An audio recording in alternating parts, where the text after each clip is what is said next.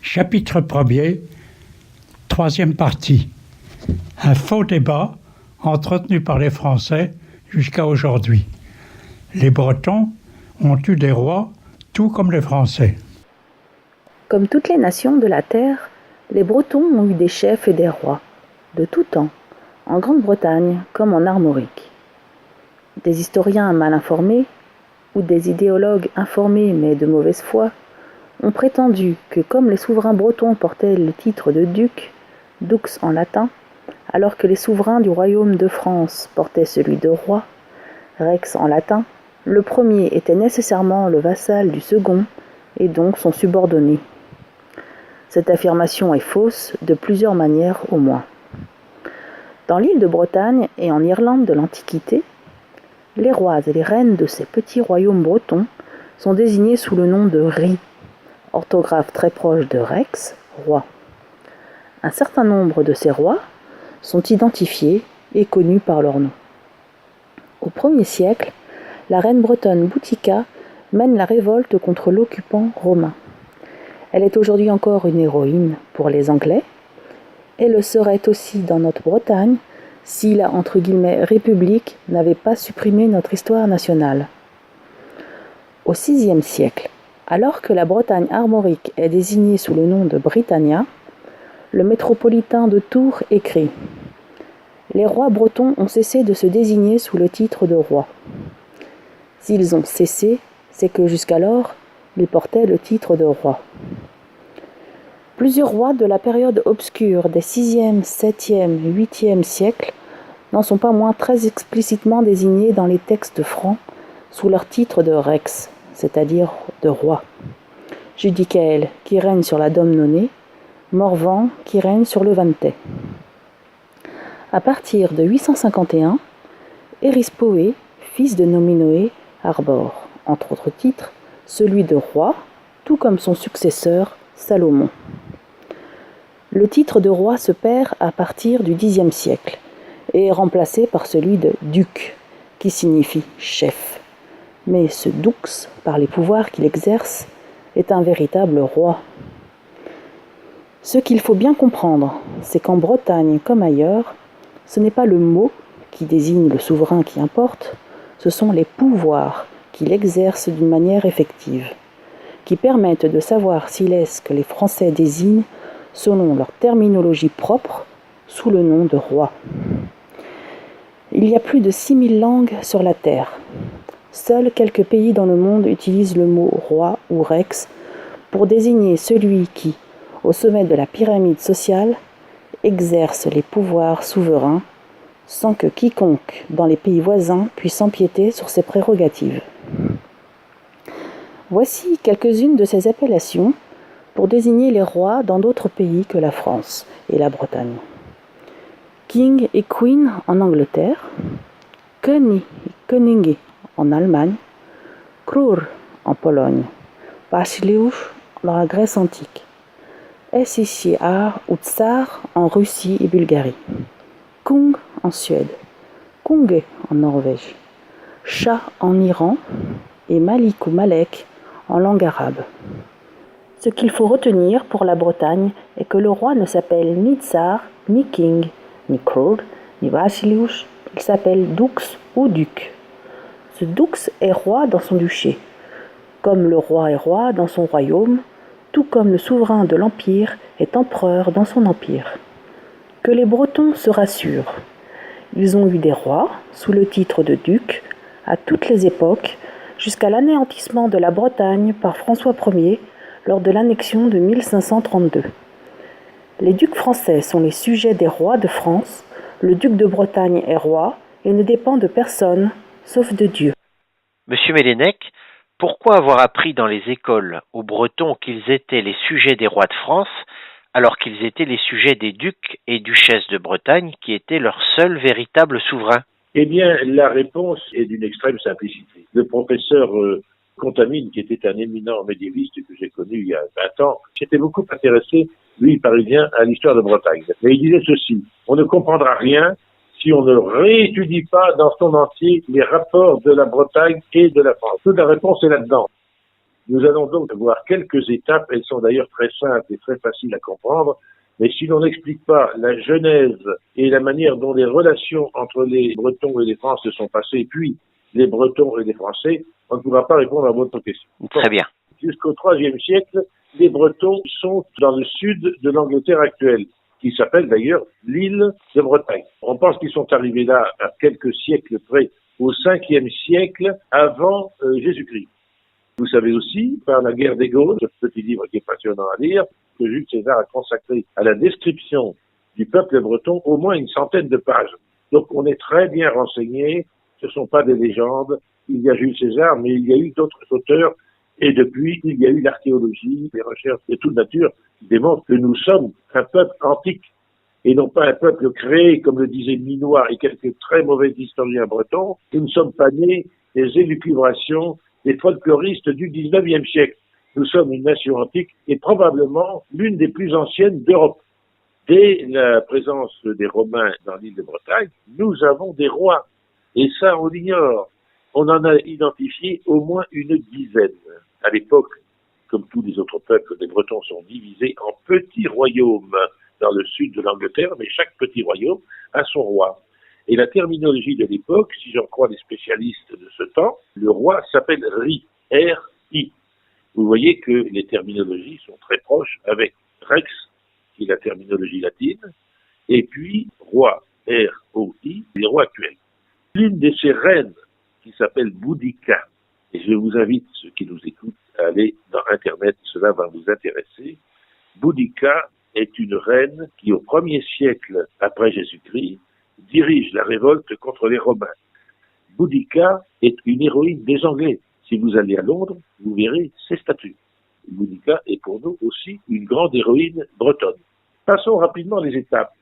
À partir du IIIe siècle environ, les Bretons de l'île de Bretagne traversent la Manche et viennent s'établir petit à petit dans la péninsule armorique qui s'appelle aujourd'hui la Bretagne. Ils vont rencontrer les Francs avec Clovis et quelques autres à partir de la fin du 5e siècle. Les Bretons sont déjà chez eux en Bretagne armorique lorsque les Francs traversent la Gaule.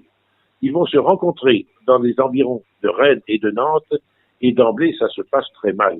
Ce sont des peuples ennemis avec des valeurs différentes, des histoires différentes, des dieux différents. Et dès le départ, les relations sont plus que mauvaises puisqu'ils se battent. Ils vont se battre d'ailleurs pendant 1000 ans. Tout le monde connaît les guerres terribles qui ont opposé les Bretons et les Francs au IXe siècle avec Charlemagne, avec Louis le Pieux, avec Nominoé. Tout le monde sait aussi que malgré notre faible nombre, nous sommes tellement décidés à défendre notre pays que ce sont les Francs qui attrapent des défaites considérables. Il se produit des guerres jusqu'au IXe siècle contre les descendants de Charlemagne. Et à cette époque, quoique les textes soient brefs, on a tout de même suffisamment de textes pour affirmer que nous avons toujours eu des rois. Vous avez entendu parler du roi Judicaël. Le roi Judicaël est un roi breton qui règne sur la moitié nord de la Bretagne actuelle. Il a d'ailleurs un double royaume puisque de l'autre côté de la Manche, le long des côtes de l'Angleterre, la moitié de son royaume se trouve là. Donc ce roi est parfaitement identifié. On a une biographie qui est suffisamment précise pour dire que nous avons un roi Judicaël à cette époque. Dans la région de Vannes, il y a également un roi qui est très identifié par les textes francs essentiellement, écrits en latin. C'est le roi Morvan qui va être tué en 818 par les armées franques qui ont encore envahi la Bretagne, mais pas pour longtemps, parce qu'à chaque fois, on arrive à les chasser. Continuons ce survol sur l'histoire des relations franques et des relations françaises. Nominoé, qui, croit-on, n'a jamais porté le titre de roi, mais le titre de dux, duc signifie chef, avec une consonance plutôt militaire que civile, ne portera pas le titre de roi, et en revanche, son fils, Irispoé, qui prend sa suite en 851, dans sa titulature, il s'appellera Comès, c'est-à-dire comte, dux, comme son père, mais aussi roi, Rex, c'est clair. Et puis 2 ou 3 rois qui vont suivre donc jusqu'au Xe siècle portent également dans leur titulature le titre de roi. Donc aucun doute, nous avons nos rois depuis l'Antiquité, contrairement à ce qu'on vous a raconté. Bien, à partir du Xe siècle, le titre de roi se perd en Bretagne et le chef de l'État, eh bien le chef de l'État va porter tout simplement le titre de dux. Et il portera le titre de dux jusqu'à la fin du XVe siècle, c'est-à-dire jusqu'à François II et jusqu'à sa fille Anne de Bretagne. Donc, pour ce qui est de la terminologie, nous avons toujours eu des rois, sauf qu'à partir du Xe siècle, eh bien, la titulature change, et au lieu de s'appeler roi comme en France, et comme dans d'autres petits pays, parce que la France est minuscule à l'époque, eh bien, ils vont s'appeler dux, tout simplement, chef de l'État. Voilà. Et en France, il y aura, à partir de 987, élection d'Hugues Capet, qui est à l'origine de la famille capétienne des rois de France. Hugues Capet est au départ tout simplement duc de France. Il est élu roi de France en 987 et la lignée des rois de France commence là. Donc nous sommes à égalité sur le plan de la terminologie, sauf qu'en France, le roi s'appelle roi et chez nous, le roi s'appelle duc. Ce premier point étant fixé, l'histoire donc évolue à partir de Hugues Capet. Nous avons donc deux familles, grosso modo, qui s'affrontent souvent dans des guerres. La famille royale française et la famille ducale qui dépend de Nominoé, le duc qui a unifié la Bretagne de 840 environ à 851, année de sa mort, la famille ducale, c'est-à-dire qui sont la famille royale bretonne. Les guerres sont nombreuses et les Bretons, qui sont toujours en nombre inférieur aux Français, de l'autre côté des frontières, parce qu'il y a des frontières, on ne passe pas à travers facilement, eh bien tous ces conflits se terminent par des victoires bretonnes. Il est vrai, parfois avec des alliés comme les Anglais. À la fin du XVe siècle, que se passe-t-il? Et c'est un point important parce que je suis en train de terminer un livre de 500 pages environ sur cette phase qui n'est absolument pas connue des jeunes Bretons. Il y a une guerre terrifiante qui se passe entre la France et la Bretagne, qui est la guerre d'invasion. Elle dure de 1487, notez bien ces dates, 1487 à 1491. L'invasion de la Bretagne va durer autant que la Grande Guerre mondiale, 5 années pendant lesquelles la France fait en Bretagne des dégâts effroyables. Les armées sont détruites, les châteaux sont détruits, les femmes sont violées, etc. En 1491, c'est la fin de la guerre. Notez bien ces chiffres, vous allez comprendre ce qui se passe. La France a investi la Bretagne avec 50 000 hommes d'armes. Nous sommes à l'époque, par rapport à la France qui a été très agrandie par Louis XI, le règne précédent, nous sommes devenus un petit pays en surface par rapport à la France. Et nous avons des ressources qui sont infiniment plus faibles que la France. Et ces chiffres sont importants parce que vous allez comprendre que l'intégration de la Bretagne dans la France est une question de rapport de force et non pas une question de rapport de droit. La France investit des forces considérables en Bretagne, 50 000 soldats, alors que la Bretagne dispose tout au plus de 5 000 soldats, c'est-à-dire 10 fois moins. Et le budget est très intéressant. La France, à l'époque, lève 5 millions d'impôts en livres tournois. Je vais vous expliquer ce que c'est. Ce sont tout simplement des impôts énormes, les plus importants en Europe, de loin, de très loin. Et la Bretagne, elle, ne peut lever en impôts que 500 000 livres tournois. Vous avez compris donc que la France est devenue un pays énorme, un pays très fort, un pays très agressif qui essaye de s'emparer de tout ce qui existe autour de lui et que nous n'avons qu'un dixième des forces par rapport à la France. Malgré cela, et soyez fiers de vous, chers Bretons et chers Bretonnes, nous allons résister pendant 5 ans devant ce défilé atroce de destruction. Nous allons résister tout de même jusqu'en 1491. Et là, la pauvre duchesse, qui a accédé au trône à la mort de son père, le duc François II, déjà mariée en 1490, d'une façon juridiquement valable, et je le démontre dans mon livre, d'une façon irréfutable, est contrainte d'épouser son ennemi mortel, qui est Charles VIII, le fils de Louis XI, parce que son pays est détruit et qu'il n'y a plus qu'une solution pour sauver ce que l'on peut, c'est-à-dire qu'elle accepte d'épouser le roi de France. Elle le fait d'ailleurs dans un désordre moral complet parce qu'elle sait très bien que juridiquement et religieusement, elle est mariée à Maximilien, qui deviendra quelques années plus tard l'empereur du Saint-Empire, mais son entourage fait tellement pression sur elle, et on le comprend. Les États de Bretagne, c'est-à-dire notre Assemblée nationale, son Premier ministre, ses conseillers, et tout le monde lui dit, Madame, il n'y a qu'une façon de sauver ce que nous pouvons sauver, c'est que vous acceptiez de vous marier avec votre époux. Voilà, en quelques phrases, la réponse à la question que vous vous posez sur ce mariage. Mon livre comportera sur ce passage de notre histoire au moins 80 pages, c'est-à-dire que vous verrez tous les détails de ce mariage qui n'a jamais été consenti et qui a été imposé par des pressions, par la guerre d'abord, et par les pressions d'autre part. Donc, nous arrivons à 1491. Anne de Bretagne épouse Charles VIII, son ennemi, et celui-ci a le bon goût de mourir peu de temps après, en 1498. Et là, comme vous le savez aussi sans doute, eh bien, elle va se remarier. Et avec qui va-t-elle se remarier? Avec son cousin, qui est Louis d'Orléans, qui va devenir, dès la mort de Charles VIII, va porter le nom de Louis XII. Et Louis XII est un homme remarquable. D'abord, il est très proche parent de la famille ducale de Bretagne, qu'il aime beaucoup. Il est venu se réfugier à plusieurs reprises, d'ailleurs, chez son oncle, le duc François II. Et ce mariage avec Anne de Bretagne était en filigrane depuis des années. Donc, Louis XII aime la Bretagne. Il va aimer sa femme, d'ailleurs, considérablement. Il ne la trompera jamais, ce qui est absolument exceptionnel à l'époque, et surtout vu ses habitudes antérieures.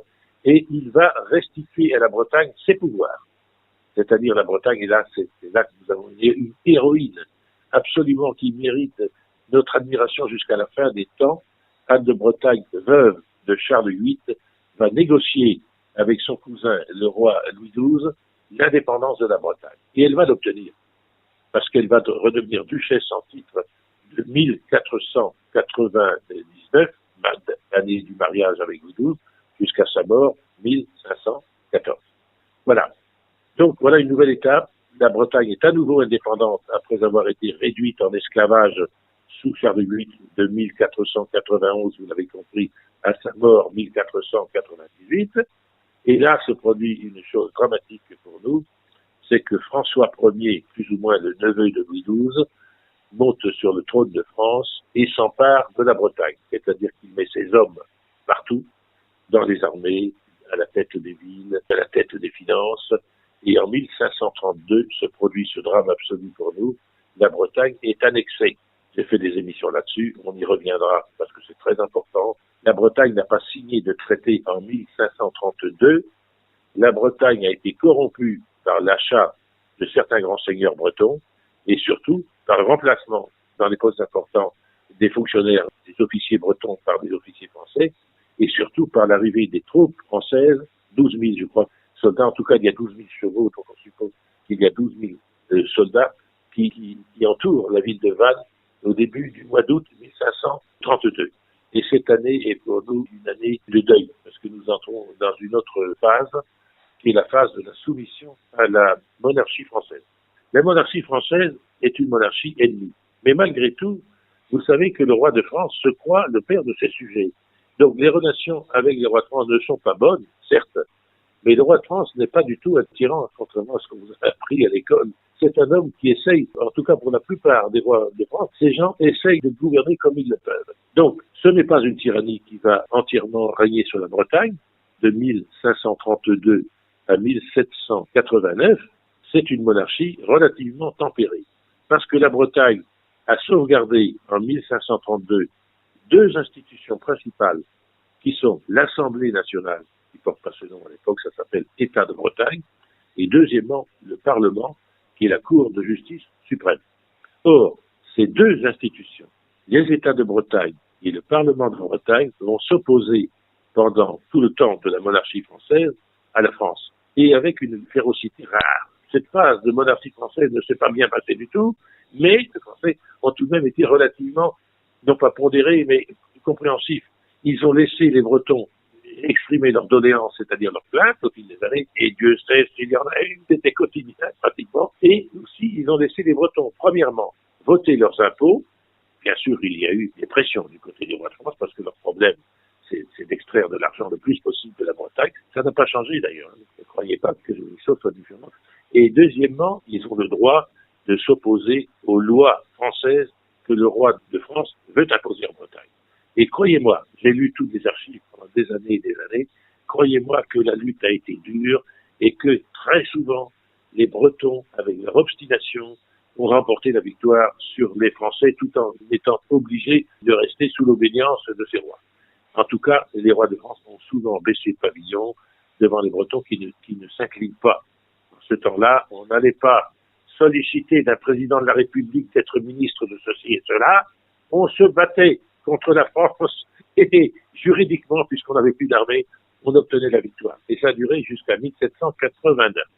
Et sachez ceci que vous ne savez pas, j'ai découvert dans les archives petit à petit, c'est que à partir de la mort de Louis XIV, qui a été un roi tyrannique, qui meurt en 1715, les Bretons vont reprendre terriblement du poil de la bête. Et ils vont arracher, c'est le mot, arracher année après année, leurs anciennes prérogatives à la monarchie française, qui va d'ailleurs devant cette obstination terrible, qui va être obligée de lâcher du lest au fil des générations. Et en 1789, contrairement à ce que vous avez lu partout et que vous lisez dans la mauvaise littérature des agrégés et des docteurs, la Bretagne n'a pas du tout l'envie de se fondre dans la France, ce qu'on va appeler les valeurs révolutionnaires. La Bretagne a ses propres valeurs. Lisez le résumé que j'ai fait sur cette période. Ce n'est pas la France qui va inventer les droits de l'homme. Les Bretons, dans leurs remontrances qui sont faites annuellement par le Parlement de Bretagne et les États de Bretagne, a déjà énoncé les droits de l'homme, ce que nous appelons les droits de l'homme. Donc, reportez-vous à ma littérature, il y a des références, ce n'est pas du tout une fantaisie de ma part.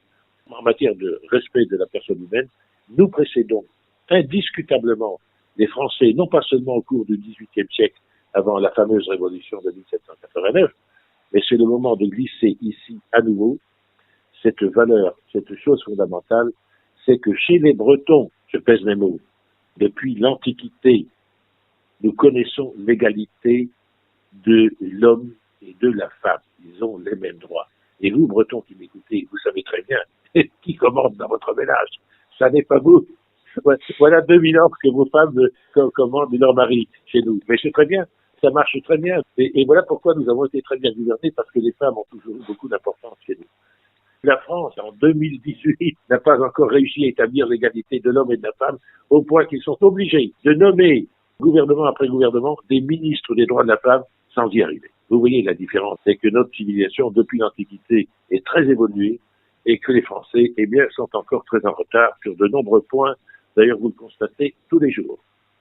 Donc, nous arrivons en 1789 et là, c'est la Shoah. Pour nous, c'est la catastrophe parce que, vous l'avez compris, la monarchie française, malgré tout, est capable d'une certaine discussion avec les Bretons et cède dans un certain nombre de cas, tant en matière législative et qu'en matière financière, mais à partir de 1789, c'est terminé. C'est terminé. C'est la fin de la Bretagne. La Bretagne, en tant qu'entité, disparaît. Elle est divisée en départements, vous le savez. À la tête de chaque département, on met un Gauleiter, c'est la terminologie allemande, qui n'est peut-être pas très sympathique, mais c'est la vérité. On met à la tête de chaque département un préfet. Et vous savez qu'à l'heure actuelle, vos maires n'ont que des pouvoirs très limités dans le domaine municipal, ils se comportent bien d'ailleurs dans l'ensemble, mais toutes les décisions importantes concernant la Bretagne sont prises à Paris, et ceci depuis 1789. Et là, il y a la catastrophe que vous connaissez. C'est d'abord la destruction progressive de la langue, qui est très bien étudiée, enfin, il n'y a aucun doute à ce sujet. Ce ne sont pas les Bretons qui se sont tournés vers la langue française. Ils l'auraient fait de toute façon. Il est nécessaire dans le monde moderne de parler plusieurs langues, mais c'est la France, d'une façon volontaire, et tout ça est parfaitement démontré, qui détruit petit à petit la langue bretonne jusqu'à aujourd'hui. Et alors, aussi, ce qui est très important, c'est que les Bretons qui avaient conservé leur pugnacité, leur combativité, et qui le montraient quotidiennement au sein du Parlement et au sein des États de Bretagne, vont être complètement réduits dans leur cerveau. On leur enlève toutes leurs prérogatives gouvernementales. Ils n'ont plus le droit de voter leurs lois, vous le savez d'ailleurs, hein, vous êtes sous l'empire des lois françaises, ils n'ont plus le droit de voter leurs impôts, ils n'ont plus le droit à rien. Et là se passe une chose plus terrible qui est ignoble, c'est l'humiliation des Bretons. L'humiliation des Bretons à travers leur langue, qui est qualifiée de patois, alors qu'elle est beaucoup plus ancienne que la langue française, de jargon, de langue des cavernes, etc. On nous démontre génération après génération que nous ne sommes même pas des êtres humains. Michelet dira, la Bretagne est une colonie plus que la Guyane. C'est vrai, c'est une colonie, c'est une colonisation extrêmement dure.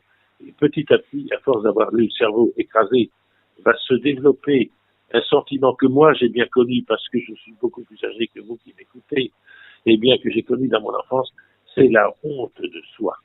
Dans mon enfance, on avait honte d'être breton. On ne voulait pas être breton. On se sentait tellement humilié, tellement inférieur par notre langue et par notre culture que nous n'avions qu'un modèle, les modèles universels, c'est ce qu'on nous apprenait à l'école, les modèles français. Je me souviens que le proviseur venait nous dire chaque année, vous savez, la langue qu'on doit parler, c'est le français, c'est pas le breton. Nous arrivons donc à ce que j'appelle la Shoah bretonne, parce que le mot est tout à fait adéquat. La Bretagne, à partir de 1789, ne connaît pas du tout la liberté, mais elle connaît véritablement l'esclavage, dont nous ne sommes pas sortis. Ce mot, lorsque j'ai commencé avec quelques autres employés, a choqué, mais c'est malheureusement la vérité. Et petit à petit, les choses se mettent en place. Voilà l'histoire résumée de nos relations avec la France. Il y a beaucoup à dire, mais je crois qu'on va en rester là parce que ce panorama était nécessaire pour comprendre ce qui se passe réellement entre les Bretons et entre les Français.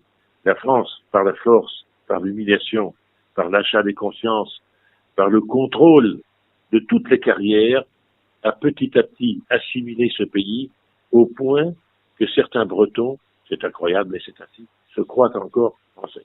Il était nécessaire de rappeler comment les Français ont assimilé brutalement, méchamment, cruellement, à partir de 1789, sans aucune humanité. Ils ont réduit les Bretons à l'état d'esclavage, croient que nous sommes devenus Français, mais nous ne le sommes pas, et nous allons le démontrer.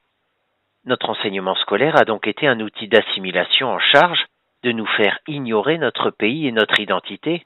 Oui, absolument. Nous consacrerons un chapitre à cela, parce que le monde, et tout le monde le sait, se constitue comme ceci. Dès l'Antiquité, il y a de petites nations. Vous voyez, par exemple, les cités grecques qui ont un périmètre de 5 km ou de 10 km, qui ont une population de 10 000 habitants ou de 20 000 habitants, grosso modo. Il y a 150 cités grecques. Ce sont de petites nations, d'ailleurs de petits États-nations. Petit à petit, les plus forts s'emparent des plus faibles. Et petit à petit, donc, au fil des siècles, les nations s'agrandissent aux dépens des autres. Cela est un phénomène mondial. Et c'est ce qui va se passer en France, parce que c'est la famille capétienne en place sur le trône à partir de 987, qui, au tout début, est réduite à un territoire minuscule, qui ne représente même pas 2 départements actuels. Le royaume du de Capet s'étend, grosso modo, de Pontoise à Orléans. C'est un petit roi, c'est un principicule. Et cette famille capétienne, comme les autres dans tous les pays du monde, va petit à petit faire de la conquête, acheter, ou par des mariages, accaparer les régions qui l'entourent.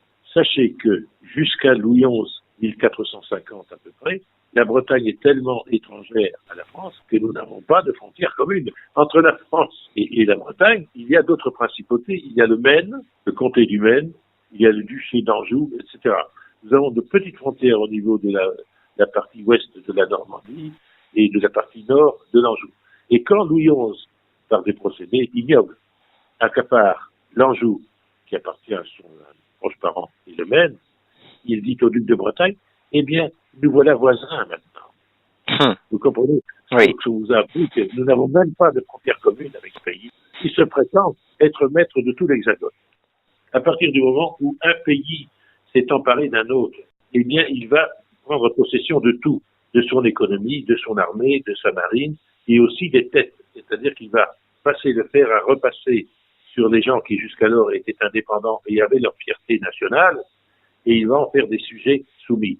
L'un des faits importants, c'est que le pays conquérant, le pays colonial, va se rendre maître de toutes les carrières, et c'est ainsi qu'il va soumettre les hommes et les femmes du pays conquis. Par l'éducation. Oui, par l'éducation, bien sûr. Il se va s'emparer de l'enseignement, des programmes scolaires, des programmes universitaires. On va rayer tout ce qui gêne l'État central des programmes, et notamment, vous le savez, la langue en Bretagne a été tuée, parce qu'elle est quasiment morte. Et deuxièmement, ce qui est absolument extraordinaire, c'est que nous n'avons plus, à partir de 1789, nous n'avons plus accès à notre histoire. Et on a remplacé l'histoire de Bretagne, qui est très belle, qui est plus ancienne que l'histoire de France, je vous l'ai dit, par le roman national. Et moi-même, j'ai été élevé dans cet état d'esprit, au point qu'étant jeune, lycée de Pont-l'Abbé, je me croyais français. On ne me donnait pas la possibilité de penser autrement. Il n'y avait pas de discussion contradictoire. On nous a enseigné que Charlemagne était notre empereur, que Saint-Louis était notre roi alors qu'il fut notre ennemi, que Louis XIV a été notre roi alors qu'il a été pour nous un ennemi terrible. Et ainsi de suite. Nous avons été victimes à travers l'histoire qu'on nous a imposée, et je pèse mes mots, d'un véritable lavage de cerveau. Et c'est ainsi qu'on nous a détruit la cervelle. Mais comme vous le voyez, nous sommes en train de nous redresser et d'aller de l'avant. Ce n'est donc pas parce que la France avait à sa tête un roi et que notre pays avait à sa tête un duc qu'il était le sujet du royaume de France. Ce que vous nous expliquez en fait, c'est que ce qui est le plus important dans l'histoire d'un pays, c'est de savoir si ce pays était souverain. Vous avez raison de poser cette question, elle est importante. Parce que dans l'esprit de beaucoup de gens, et notamment même d'historiens, ou de gens calés en histoire, le fait que les Bretons ont eu comme chef de l'État un duc, alors que les Français ont eu à la tête de leur État un roi, a induit une erreur fondamentale. Un monsieur assez distingué, qui connaît bien l'histoire, m'a écrit une fois, j'ai gardé sa lettre, mais non, nous étions soumis à la France parce que nous n'avions qu'un duc et eux avaient un roi. Eh bien non. Premier point, il n'est pas nécessaire du tout que le chef d'un État porte le titre de roi pour être le souverain. Par exemple, en aller très loin, nous avons, même en Europe à l'heure actuelle, des souverains qui sont de pays indépendants et qui ne portent pas le titre de roi. Le Grand-Duché de Luxembourg a renoncé à une partie de sa souveraineté. Mais jusqu'à il y a une génération, le Grand-Duché était un pays parfaitement souverain et il n'avait pas à sa tête un roi. Mais ce n'est pas tout. Même à l'heure actuelle, il y a des souverains européens qui sont à la tête d'États indépendants, petits il est vrai, mais c'est d'autant plus intéressant, et qui ne portent pas le titre ni de dux, ni de rex, ni de roi. La principauté de Monaco, qui fait 3 ou 4 km2, est un État indépendant. Qui est le chef? Comment s'appelle le chef de l'État à Monaco? C'est le prince. Et la principauté d'Andorre, qui est aux limites de l'Espagne et de la France, c'est une principauté. Et vous ne le savez peut-être pas, mais les chefs de l'État, il y en a deux. C'est d'une part l'évêque d'Urgell en Espagne, et d'autre part le président de la République française. Et quels sont leurs titres? Ils sont co-princes. Co-princes, ils sont princes, tous les deux, de cette petite principauté qui fait aussi quelques kilomètres carrés. Et l'État du Vatican, je crois qu'il fait 40 hectares à peu près, eh bien, c'est un État souverain, qui a ses ambassadeurs, qui a sa législation, etc. Eh bien, le souverain de l'État du Vatican, c'est le chef de la religion catholique, c'est le pape, qui ne porte pas non plus le titre de roi. On pourrait citer encore d'autres petits États comme Saint-Marin, comme Malte, etc., qui sont des États souverains. Les Liechtenstein, par exemple, qui aujourd'hui ont tendance plus ou moins à s'intégrer dans l'Europe, mais ce sont des États souverains et dont les chefs ne portent pas le titre de duc, de dux ni de roi. Donc, il faut dire que en France, le chef de l'État s'appelle roi, ou rex en latin, et en Bretagne, le roi s'appelle dux. Et si vous franchissez les frontières à cette époque, vous verrez que le roi d'Angleterre, dont personne ne conteste la souveraineté, ne porte pas le titre de roi, il porte le titre de king. Et quand il s'agit d'une femme, c'est the queen. Et puis si vous allez davantage à l'est, allez voir que chez les Allemands, le roi ne s'appelle pas roi, mais il s'appelle König. Et lorsque c'est une femme, la reine s'appelle Königin. Ce sont des mots différents. Plus loin, si vous allez chez les Polonais, je crois que le roi s'appelle Kroll. Et il y a encore une autre terminologie au Danemark, en Norvège et en Suède. Et chez les Grecs qui ont eu un roi jusqu'à une époque relativement récente, eh bien, depuis l'Antiquité, le mot a très peu varié, Basileus, il s'appelle pas roi, il s'appelle pas dux, il a aussi sa propre terminologie. Si vous franchissez la Méditerranée, il y a eu jusqu'en 1830 à Alger un roi qui portait le titre de D-E-Y. Les ambassadeurs francophones qui ont des ambassades à l'époque l'appellent d'ailleurs le roi. Et puis en Tunisie, il y a eu une monarchie jusqu'à une époque récente, 1956, et le titre est différent puisqu'il ne s'appelle pas D, mais B, B-E-Y. Donc vous voyez, le fait que l'un s'appelle roi en France et l'autre dux n'a absolument aucune incidence sur les pouvoirs et sur la signification de ce qu'est peut-être un roi en France et un dux dans un pays qui est totalement différent. Ce qui détermine donc l'indépendance d'un pays n'est pas le titre que porte son chef, mais la nature de ses pouvoirs qui font de lui un souverain ou pas. Absolument. Il faut se poser la question. Quels sont les pouvoirs du duc de Bretagne et quels sont les pouvoirs du roi de France? Eh bien, ce sont les mêmes.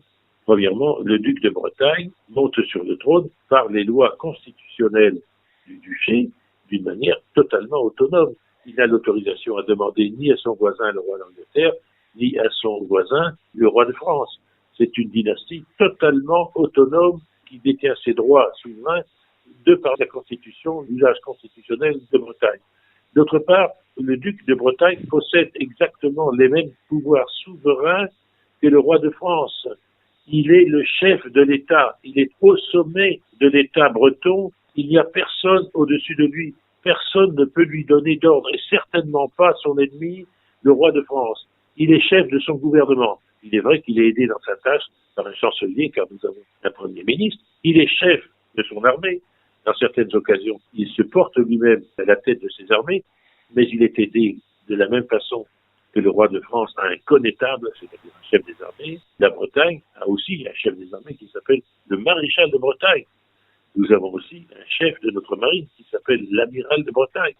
Le duc de Bretagne a les mêmes pouvoirs, beaucoup plus tempérés tout de même, car nous sommes un système politique beaucoup plus évolué que la France, ça c'est à l'époque dont nous parlons. Il a le même pouvoir de principe en matière législative. C'est lui, avec son gouvernement, qui élabore les projets de loi. En France, le régime est beaucoup plus totalitaire puisque le roi impose pratiquement sans contrôle. Il est vrai que le roi de France écoute aussi ses conseillers, mais c'est lui qui décide. En Bretagne, non. C'est très important. Le duc est évidemment à l'origine des textes de loi, mais avant que ces lois deviennent lois, elles doivent être approuvées par les États de Bretagne, c'est-à-dire par notre Assemblée nationale. Et les textes du Moyen-Âge sont très clairs. Un texte ne devient loi que lorsqu'il a été approuvé par les États de Bretagne. Ce sont les États de Bretagne, c'est-à-dire l'émanation du pays, qui fabriquent les lois. Voilà. En matière monétaire, la Bretagne a évidemment ses propres monnaies d'or, de cuivre et d'argent. Ces monnaies n'ont rien à voir avec les monnaies françaises. D'ailleurs, la livre bretonne, et ceci ne vous étonnera pas, est beaucoup plus forte que la livre française, parce que nous sommes des gens sérieux et nous savons gérer nos finances. Voilà, grosso modo de 25 à 30% plus élevées que celles du pays d'en face. Et dans tous les domaines, c'est ainsi. Ce qui est très important aussi à souligner, c'est que le duc de Bretagne a sa propre diplomatie. Lorsqu'il fait un traité, et il en fait, on a plusieurs centaines de traités, c'est le duc, son gouvernement, qui font des traités, qui discutent avec les pays étrangers, y compris la France. Parce que la France n'a aucun pouvoir, strictement aucun pouvoir en Bretagne. Lorsqu'il y a un accord à faire, c'est le gouvernement breton qui discute avec les gouvernements français. Et mon Dieu, si le Parlement breton est d'accord, c'est lui qui approuve le traité ou qui le rejette. Donc vous voyez que notre souverain est un souverain authentique, même s'il porte le titre de dux, en réalité, il a exactement les mêmes pouvoirs que le roi de France et que les rois des pays voisins. Alors, il y a eu tenté dans le passé de faire comprendre cela à un certain nombre d'agrégés et de docteurs bretons en leur fournissant d'une façon répétitive ce remarquable traité de Marcel Plagnol. Marcel Plagnol était un Nantais, c'est-à-dire un breton. Il a été un juriste remarquable. Il est venu enseigner à Paris puisqu'à l'époque c'était ainsi. Il a fait un traité en 5 tomes des institutions de la Bretagne et il démontre en 50 ou 60 pages très tassées avec beaucoup de références que dans tous les domaines, le duc breton est souverain et que les Français n'ont aucun pouvoir dans aucun domaine en Bretagne. Donc là, s'ils avaient pris la peine, le crayon en main, de lire ce chapitre de 50 à 60 pages et de se référer et de lire également les références très tassées qui figurent en bas des pages, eh bien, ils sauraient, ces gens-là, que la Bretagne du Moyen-Âge est un pays indépendant et non pas un pays dépendant de la France. Ça, c'est très important et il est temps qu'ils se mettent à étudier la véritable histoire qui est la nôtre. Donc, non seulement on se rend compte qu'on avait un pays souverain, mais que notre pays était bien en avance au plan de la démocratie comparé à ses voisins. Absolument, mais ça c'est très important aussi. Vous savez qu'à partir pendant les premiers siècles de la dynastie capétienne, c'est-à-dire 11e, 12e, 13e siècle, le roi, qui est à la tête d'un petit royaume à l'époque, je le répète, consulte les seigneurs voisins. Il décide un peu collectivement. Mais petit à petit, les rois de France accaparent tous les pouvoirs et c'est Louis XI qui va régner. La date de sa mort, c'est 1483. Je crois qu'il a commencé, tant pis si je me trompe de quelques années, en 1450. Et c'est lui qui va transformer le régime français, qui était relativement consensuel jusqu'alors, en une véritable dictature. Et ça va continuer puisque la dictature française va durer jusqu'en 1789, ce qui motive d'ailleurs la Révolution. Eh bien, en Bretagne, le régime est resté consensuel. Et au XVe siècle, sous Jean V, sous Pierre II, sous François II, père d'Anne de Bretagne, sous Anne de Bretagne, je vous l'ai dit tout à l'heure, les décisions se prennent collectivement. Le duc impulse, bien sûr, la législation, c'est la fonction d'un chef de l'État, mais il a un premier ministre qui joue le premier rôle dans le gouvernement de l'État. Généralement, ces premiers ministres sont des gens très bien, ce sont souvent des évêques ou des abbés, ce sont des gens qui ont une morale stricte. Je ne le dis pas parce que ça me fait plaisir, mais parce que je connais un peu l'histoire de la Bretagne de cette époque. Et donc, c'est le gouvernement, c'est le chancelier avec des conseillers, parmi lesquels il y a des docteurs en droit et des licenciés en droit. Ce sont donc des gens qui se réunissent en conseil, qui discutent et surtout qui écoutent les doléances du pays. C'est-à-dire que les bureaux du duc, appelons les bureaux, enfin ces services qui sont plus étoffés qu'on ne le croit aujourd'hui, et reçoivent en permanence des visites des abbés, des évêques, des représentants des villes, des grands seigneurs qui viennent exposer leur point de vue. Et donc, lorsqu'un texte de loi ou un budget, parce que c'est la même chose, est soumis aux États de Bretagne à l'Assemblée nationale, donc qui se réunit tous les 2 ans, eh bien, les textes ont déjà été discutés. Ils ont déjà recueilli par la discussion avec le pays un accord. Et en plus, comme je vous l'ai dit, ce sont les États de Bretagne qui donnent sa validité à un texte. Donc, très clairement, un texte ne devient loi et obligatoire que lorsqu'il a été approuvé par les États de Bretagne, qui sont l'expression de la nation. Bien avant la Révolution française et ses prétendues avancées démocratiques. Absolument. L'annexion de 1532 marque, ça j'insiste là-dessus, pour avoir étudié le problème très à fond, marque pour la Bretagne un recul de plusieurs siècles dans le domaine institutionnel. Car nous tombons d'un régime consensuel et relativement démocratique. On ne peut pas parler de démocratie à l'époque, bien sûr, mais relativement démocratique, je ne veux pas cette expression pour me faire comprendre, alors qu'en France, c'est la dictature. Et ça a été bien pire après le renversement de la monarchie, parce que la monarchie, jusqu'en 1789, malgré tout, avait le mérite de consulter les provinces. À partir de 1789, on n'a plus consulté personne. On a imposé et on continue. Parce que qui gouverne le pays en Bretagne? Ce sont les préfets. Tout à fait. Voilà. Je crois vous avoir répondu et il est très important que ces idées cheminent et qu'on sache enfin la vérité. Et qu'on sache bien une chose, nous ne reculerons jamais. La vérité est notre religion et notre devoir est de la faire connaître. Alors ceux qui croient qu'on va s'incliner pour des raisons stupides se trompent. Est-ce que le fait que nos souverains bretons ont choisi de porter le titre de duc et plus celui de roi a entraîné une perte de souveraineté pour notre pays, c'est-à-dire une perte d'indépendance pour la Bretagne? Pas du tout, je dirais même que c'est le contraire, parce que je vous ai dit que les États se constituent au fil des générations et surtout au fil des siècles, c'est-à-dire que le duché de Bretagne se construit au plan institutionnel comme les autres pays d'Europe, et en particulier la France. C'est-à-dire que petit à petit, le duc va attirer vers lui les pouvoirs que l'on appelle les pouvoirs régaliens, les pouvoirs royaux, et que lui-même va constituer un État centralisé avec l'essentiel des pouvoirs dans les domaines importants qui sont exercés par son gouvernement et par lui-même, tout comme la France agit de la même façon. Donc le duc s'intitule duc à partir du XIe siècle, mais il a exactement la même souveraineté que le roi de France et que les autres rois d'Europe. Donc il n'y a eu non seulement aucune perte de souveraineté de la part des ducs bretons, mais au contraire, comme ce qui est un phénomène naturel dans l'histoire du monde, la construction d'un véritable État avec des ministères, avec des administrations, avec des administrateurs, avec ceci et cela. Donc il n'y a aucun doute à ce sujet.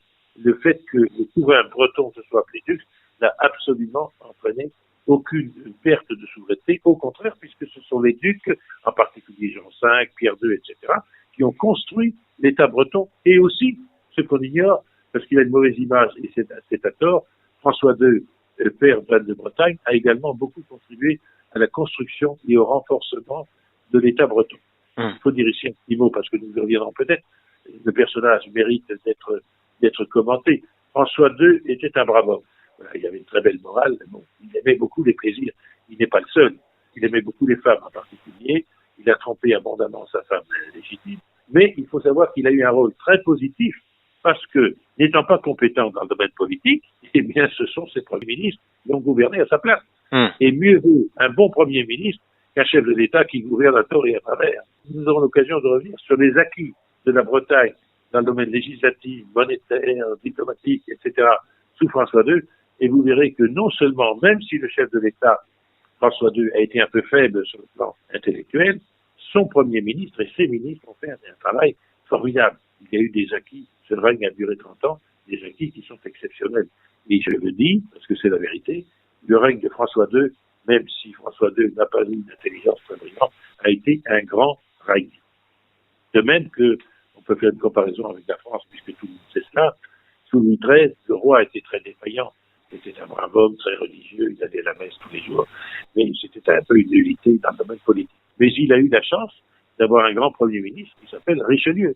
Et vous le savez sans doute, le premier ministre de François II, père d'Anne de Bretagne, s'appelait Pierre Landais. Eh bien, savez-vous comment on l'appelle? Le Richelieu breton. Voilà. Les historiens à la solde de l'État français ont prétendu que parce que les ducs de Bretagne rendaient des hommages à la France et à l'Angleterre, ils n'étaient que leurs subordonnés et la Bretagne qu'un pays soumis à leur autorité. Pouvez-vous nous expliquer ce qu'étaient réellement les hommages? Alors là aussi, il y a des erreurs qui ont été colportées, mais il y a eu des théoriciens de l'hommage depuis le Xe siècle en France. Donc on sait parfaitement ce qu'est l'hommage. Alors prenons un exemple simple. Imaginez un grand seigneur qui possède une région très importante. Il ne peut pas la gérer lui-même parce qu'elle est trop grande. Et puis il a intérêt à se créer des clients et des gens qui lui rendront service. Donc le chef de l'État, qui dans l'exemple que nous prenons s'appelle M. Durand, s'adresse à M. Dupont et lui dit, vous savez, voilà, j'ai dans un coin de mes propriétés, là j'ai une très jolie région, je ne peux pas la gérer, mais je vais vous la donner en bénéfice. Vous aurez le droit de vous en servir à la condition que vous me rendiez des services et que vous veniez vous incliner devant moi, que vous fassiez hommage en quelque sorte. Ça, c'est le premier cas qui concerne le seigneur, donc le grand seigneur, qui possède la totalité du territoire et qui en donne la jouissance à un tiers. Que se passe-t-il au Moyen-Âge? Eh bien, les deux personnes vont se rencontrer. Le grand propriétaire, disons le roi, et le seigneur plus petit vont se rencontrer au cours d'une cérémonie, au cours de laquelle, il faut souligner, il y a un notaire. C'est comme lorsqu'on loue une maison ou qu'on achète une maison qui va consigner par écrit ce qui se passe. Et ce qui est très important de comprendre, l'hommage, c'est la cérémonie au cours de laquelle le seigneur qui bénéficie d'une partie du grand territoire va s'incliner devant le grand seigneur qui lui accorde le bénéfice dont il va jouir, et c'est cela qui s'appelle l'hommage. Et ce qu'il faut bien comprendre, c'est que même dans cette forme d'hommage où le grand propriétaire reste le propriétaire du petit, ce sont deux hommes libres qui se rencontrent et pas du tout quelqu'un qui puisse imposer à l'autre des règles qui sont en dehors du droit. C'est-à-dire, au cours de l'hommage, d'abord il y a un notaire qui consigne les obligations réciproques. Ce sont deux hommes libres qui s'engagent librement, comme lorsqu'on fait un contrat, lorsqu'on achète ou lorsqu'on loue une maison. Deuxièmement, les obligations, ça c'est très important, des deux contractants, le grand et le petit, sont les mêmes. Le grand propriétaire n'a pas le droit d'imposer quoi que ce soit au petit. Ils vont se devoir tous les deux des obligations réciproques. La première, c'est évidemment de ne pas se nuire, c'est la moindre des choses. La deuxième, c'est le conseil, qui porte à l'époque un nom latin, bien sûr, le concilium, le conseil. C'est-à-dire que si le grand propriétaire a besoin pour administrer la justice du petit, le petit est obligé d'aller chez le grand pour siéger dans son tribunal. Mais l'inverse est vrai. C'est-à-dire que si le petit propriétaire a besoin du grand, le grand est obligé de lui rendre la justice chez le petit. Et la troisième obligation, c'est l'aide. L'aide qui porte un nom, l'auxilium.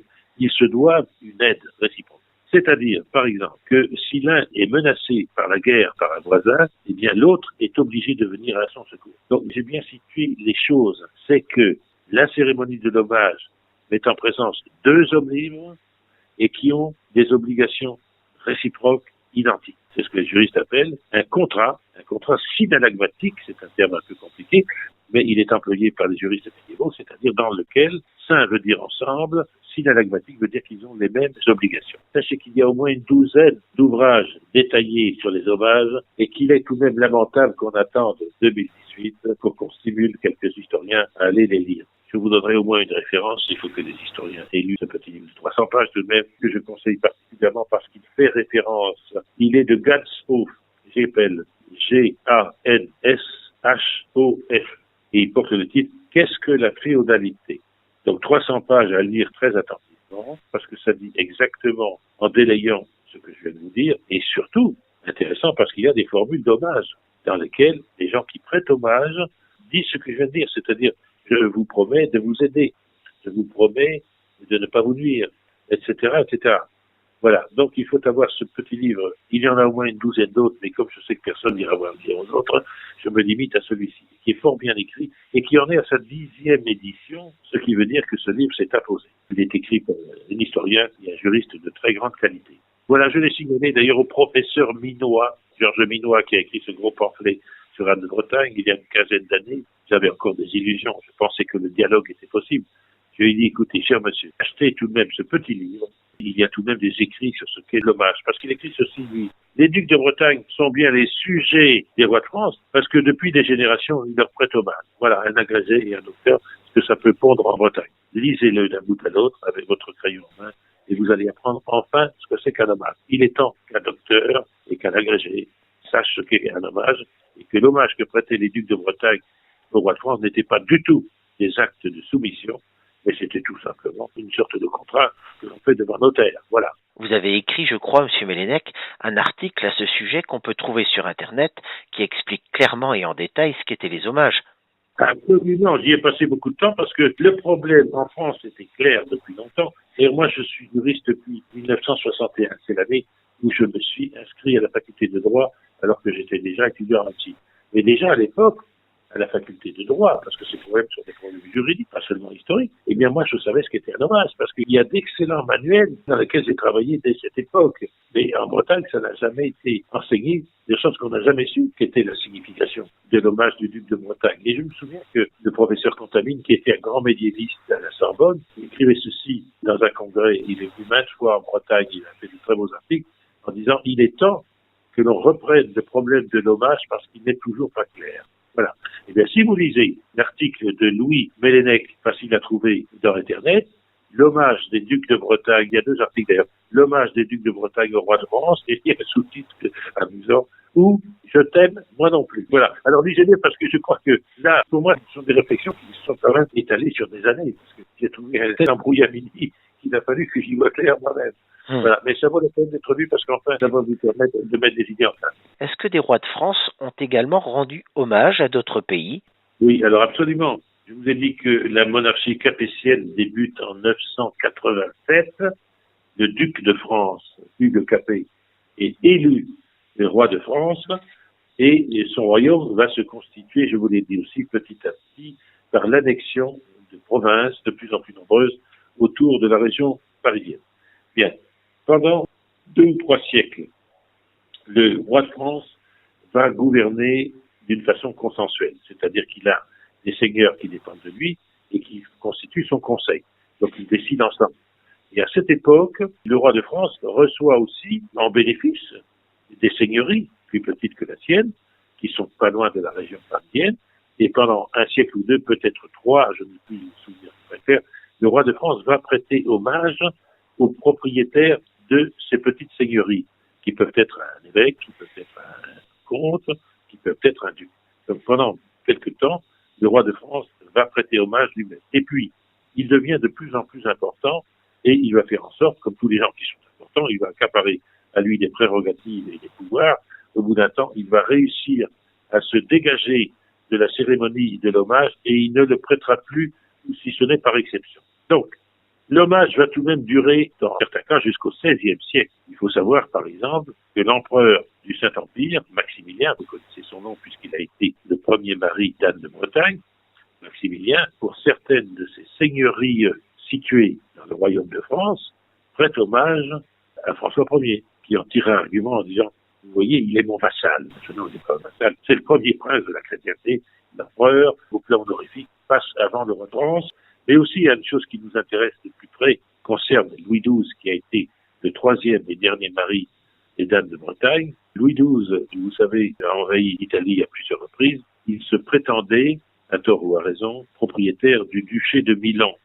Le duché de Milan, c'est pas du tout une petite chose, c'est un grand duché au nord de l'Italie, extrêmement riche et aussi puissant que la Bretagne. Donc, il fait la conquête du duché de Milan, mais pour avoir une habilitation à être réellement duc de Milan, il va prêter lui-même, roi de France, hommage à Maximilien, qui est à l'époque empereur du Saint-Empire, et il va envoyer pour ce faire son premier ministre, qui je crois s'appelle Georges d'Amboise, qui va faire un long voyage et qui va aller en Allemagne prêter hommage à Maximilien, empereur du Saint-Empire.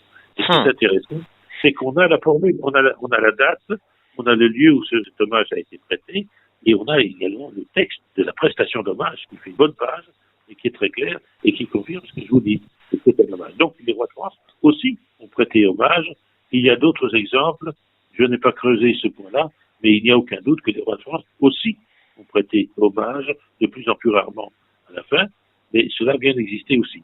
On a bien compris que notre duché a été indépendant durant de nombreuses années, mais dans quel but on efface l'histoire ?